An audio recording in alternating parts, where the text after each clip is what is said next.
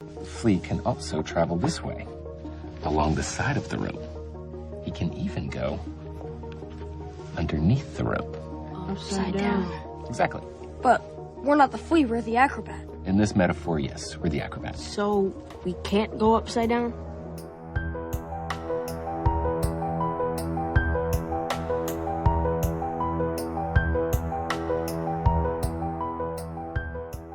Welcome in to the Upside Down. It is a trending education extra as we talk about Stranger Things Season 2. It's Dan Strafford, Brandon Jones, Michael Palmer here with you, and a fun season of Stranger Things over on Netflix. Mike, we're going to talk some spoilers here, but we're going to hold off on those up front. Your reaction, though, you binged. You didn't binge, actually. You made the choice to space out your watch of Stranger Things 2. Is that correct?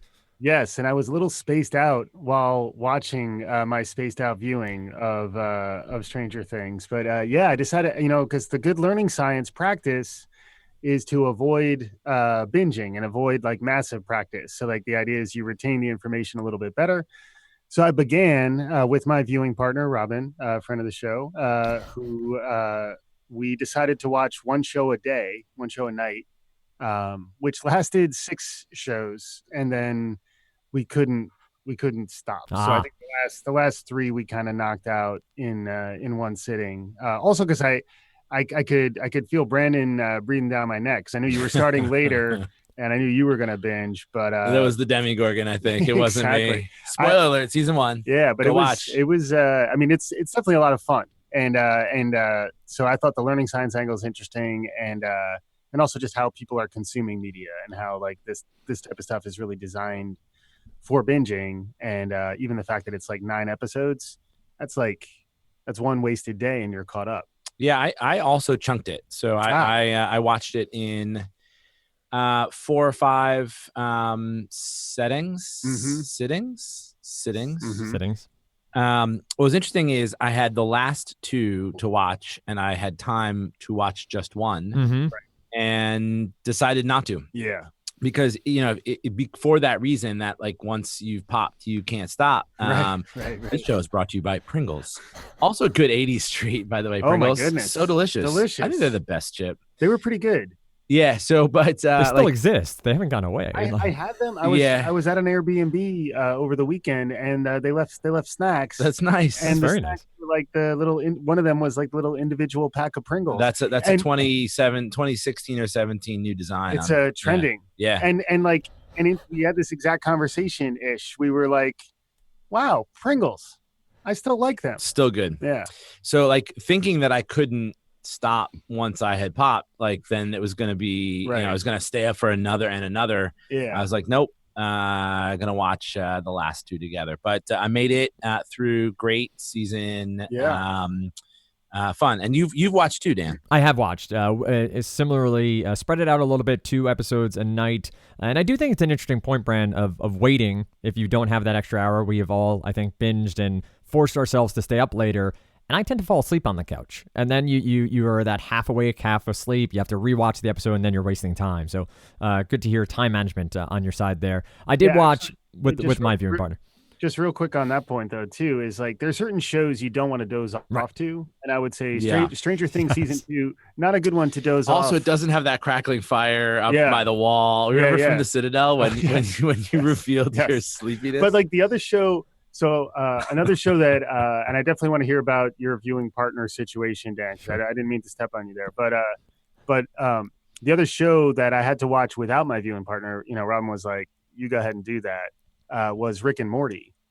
So I started watching Rick and Morty and like fell asleep watching Rick and Morty. And Rick and Morty is like even weirder than Stranger Things. And like it starts to blend into your dream life. Yep. And that's why I'd say Stranger Things is more like, get a cup of coffee, make sure you can make it through it, and don't doze off on the couch. Funny enough, BoJack Horseman, I've fallen asleep to, and that is similarly out there. And when it mixes with your dreams, it's not very healthy. But my wife and I we watched the first season together, watched this one together, enjoyed it a lot.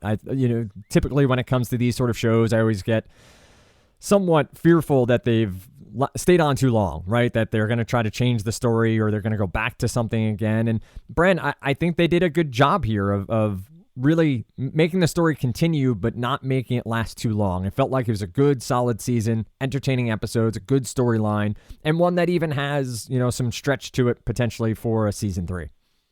Yeah, I agree. 9 episodes. Yes. And ranging from like 48 to an hour and 4, something like that. Right. So it's like a little over probably a little under 9 hours of total screen time. And not like all over the place with timing like Game of Thrones, where like the variance is a lot greater. Here they're all kind of in that 50 to an hour, right?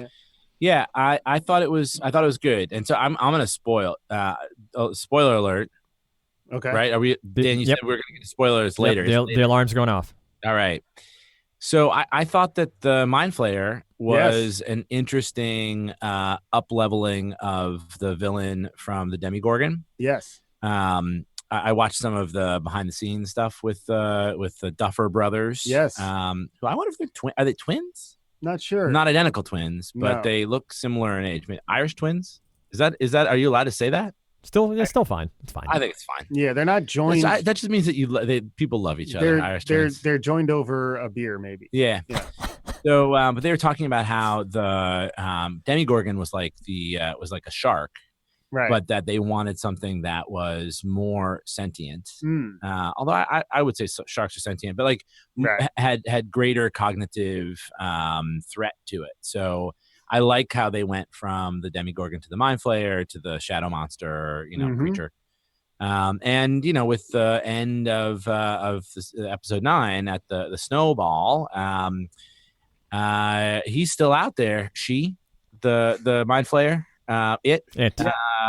it's still out there, and I think it didn't like being thwarted. No.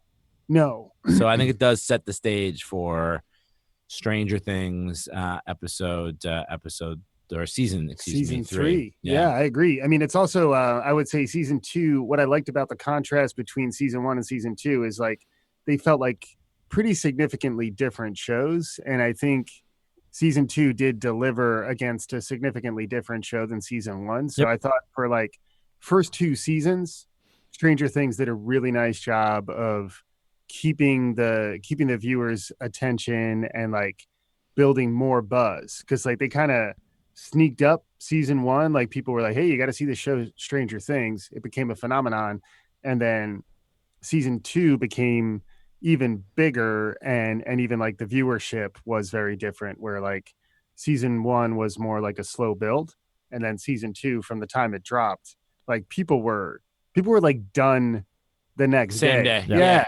And I have there's a guy who works on my team who he and his wife both took the day off. That's amazing. They could make it through all of it in one day, and they were not alone. I mean, I think you shared an article that showed the viewership. I think is interesting. So what were the headlines from that? I thought it had over 300, almost 400 million downloads. I thought was the number, right? So like that's like a large number of folks got through the whole show too, right? So like there were a number of different ways in which they were tracking the consumption, but there was like heavy downloads and like heavy adoption immediately after the show dropped, and like of that population, a very high percentage were done within like 2 to 3 days. Yeah, I think it was 15 million. Those may have been episode downloads, but 15 million views of the first 3 episodes within the first episode within the first 3 days. Right. And they were comparing it to like the Walking Dead, which is that like the most popular show on? It's falling off so much though. It's so bad right now. So spoiler alert, Dan. So bad. If you like it and you're watching season 1, just stop, because Dan's out there. It's like lost. It's lost its way. But that is 11 million views. It had 11 million views of the season premiere. Sunday Night Football, which I think actually is the most watched program on television, 15 million views. Right. So it's I think that article noted it's hard to compare exactly apples to apples, because these apples are picked over 3 days. Right. Whereas versus one single shot. But it is among the most popular shows by that Nielsen, those Nielsen numbers. That exists. Yeah, and it's interesting now how the how fractured the audience is, though. So like there's the people who are into Stranger Things, who is like as you mentioned, like a big segment who's like downloading a ton of this stuff, but it's still a relatively small percentage of just people in the world today. So like that's why the whole spoilers versus not, like we're approaching this point in time where like you're either in or you're out. Right. You know? And if you're in on Stranger Things 2, by 2-3 weeks in, you've probably watched it. You know, and like so that is interesting as opposed to say like Game of Thrones, where shout out to the Citadel. Oh yeah, the must see, must listen to, must hear must hear podcast by the people who brought you Trending in Education. Unlike that, like there's only one episode a week, so like it's designed to be like a longer engagement. And like you can go slightly out of phase and then catch up pretty quick. Whereas for this, it's almost the 9 episodes themselves are really like the oeuvre, and you could consume the entirety of that oeuvre in like a day. And I think that's the bigger change to me, is that you can take it all in as like a bigger size. It's kind of like what used to be like a mini series, which was again stretched out, is now like jam all this stuff into your brain. Yeah. You know? Yeah. I think it's, there's a couple interesting things there. I mean, I think everything that you said is just on its face interesting. Did you like the dialect at the end? Shove that stuff into your brain. Yeah, that was okay. Okay. It was like along the lines of your French. It was okay. This feedback helps. Yeah, good. Thank you. For that. Thank you for your feedback. I hear you. Yeah. So two things in that. One, I think that there's going to have to be like a culturally accepted term of when spoiling is just fine. Right. So like if you are the guy who watches all 9 episodes by taking the day off work, and then you like post, Dumbledore died on page 453. Spoiler alert. Right. You're a jerk. But if you're talking about it 2 weeks later, after it comes out, like I think you should be in the clear. But I wonder where that threshold is. Here's the thing for me on so I think social media is really interesting here, like how we interact and how people perceive what you just said, Brand. Like if you post on a Facebook right after you watch everything, like all the plot lines, I wonder, is it incumbent on the person who's watched or incumbent on the person who hasn't watched to avoid the spoilers? In your opinion, it's hard. I think the person who hasn't watched is just in the wave of however many social feeds they have, and you can't unsee things. Like your brain processes information so quickly. So like when you can stay off of Facebook, or you can. So like sometimes I have to, because I have a 3-year-old. Sometimes I end up watching a live sports game on delay. Sure.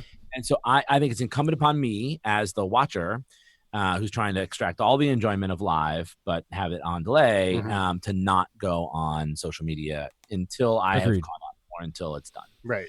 But the difference, like, I think it's impractical to stay off social media until you have consumed all of Stranger Things. If you are a person who can only consume an episode a night, or should choose to do that, and other people can have gotten that whole thing into their brain, they can spoil it for you. And like when it shows up in your social feed and it says, "Oh my God, can you believe the Mind Flayer in season 2?" Like you read that and process that before you know that you're being spoiled. So yeah, go ahead, Dan. You'd be upset if you saw during season 1 a poor Barb on social media before you saw it.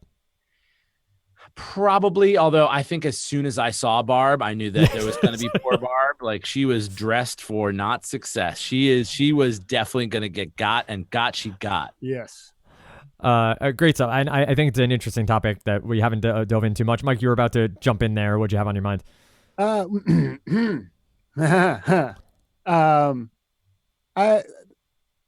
think the Mind Flayer is an interesting one to talk about as like a spoiler, because I don't know how much spoiled. I mean, there's a very small segment of folks who actually know what a Mind Flayer is. Sure. Like people who actually were familiar. 20-sided die. Yeah, people who played Dungeons and Dragons. And then the level to which someone's like, "Oh, by the way, it's a mind flare.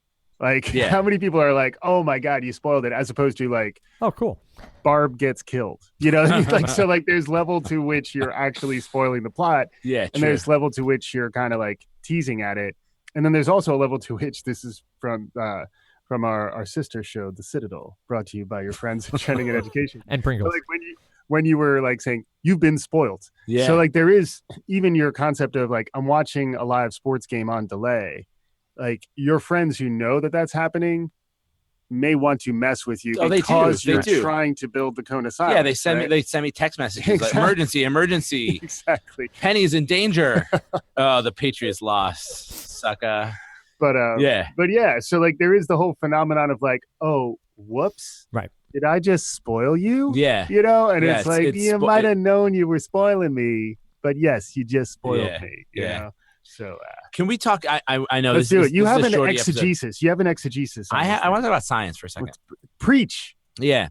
So I think it's interesting. The show's. I like the show. It appeals to me on so many levels. The music is great. The mood is great. I loved this season the Reagan Bush, Mondale Ferraro signs on the different houses and who's getting what. 80s nostalgia off the chain. It's off the chain. I love that this show doesn't have to deal with what I think is super annoying in entertainment set in the modern time, which is what do you do about your cell phone? Oh, it's out of service. I've lost you. Like, but I don't. No one has cell phones. Like, it doesn't have to deal with that. So 80s are beautiful in that way. I also think it's interesting about science. So science plays obviously a huge role in this show. One, science is held up as something that is virtuous and helpful and fun. You know, there's the science teacher, gonna forget his name, Scott something, I think, with the nice 80s mustache. Yes. Who talked about Phineas Gage. He did talk about Phineas Gage. So and that was before I had seen that episode or any episode. Yeah, in our creativity show, you were talking about poor Phineas Gage, and then lo and behold, he shows up in episode 3. It was amazing. Mr. Clark. Scott Clark is the character's name. Scott Clark, Clark. So that's on the one side of science. The AV club is used as their like sort of impromptu HQ in the school. And then there's the really, ominous and threatening part of science, and Hawkins lab, all of the experiments done on children. Mm-hmm. In season 2, like all the poison that has crept out into the world, and then there is where science ends and fantasy begins. Like there is at least the thinking that they sort of created the Demigorgon into being by playing this Dungeons and Dragons game, and that the maybe the same thing is happening with the Mind Flayer, and how much the D'Artagnan as the boy named his Demigorgon Newt, like is that science, he's so jazzed about having discovered a new species. Yep. But it also is a fantastical creature. So I think that's a really interesting space. I think it overall presents science in a good light, the show. Yep. Like it makes kids, there's like geek chic to it. Sure. But I thought all of that was interesting. Yeah, just sort of building on that too, it reminds me a little bit of, Steve Jobs was always talking about how like the intersection between, math and the sciences and the arts. And it almost feels like, what's so intriguing about the show is that it kind of plays in that space where like it's where science becomes fantastical, but it kind of keeps moving back and forth across that boundary.